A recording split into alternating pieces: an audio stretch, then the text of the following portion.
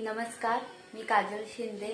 हा माझा पहिला व्लॉग आहे आणि मी आशा करते की स्वामींनी जसं इतरांना ह्या कामात यश दिलंय तसंच मलाही या कामात यश देतील।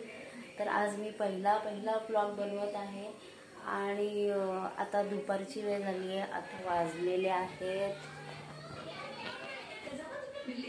12:30। तर आता मी जेवणाची तयारी करत आहे आणि आता मी करत आहे खिचडी, कारण की आज घरी कोणीही जेवायला नाहीये।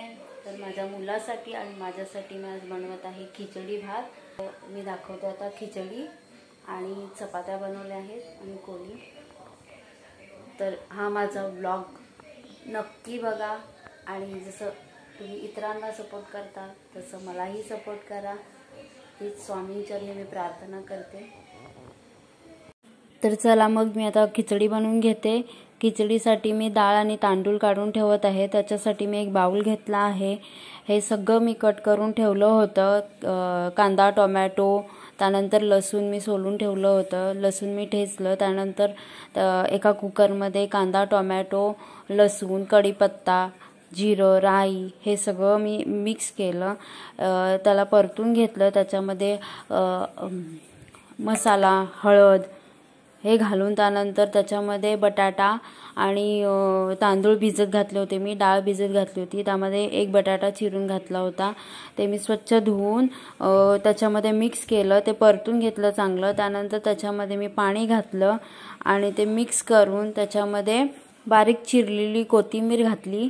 कोथिंबीर घातल्यानंतर त्यामध्ये मी थोडं मीठ घातलं चवीनुसार आणि कुकर लावून घेतलं। त्यानंतर आपली खिचडी मी बनवत ठेवली आहे आणि नंतर खिचडी झाल्यानंतर मी किचन क्लीन करायला सुरुवात केली।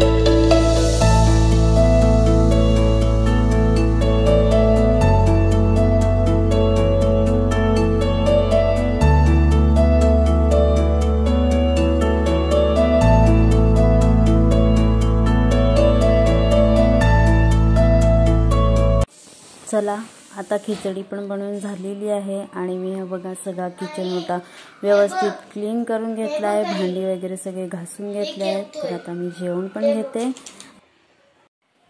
तर चला मी माझ्या ब्लॉगला इथेच संपवते। उद्या पुन्हा भेटू एका नवीन ब्लॉग मध्ये। Bye bye.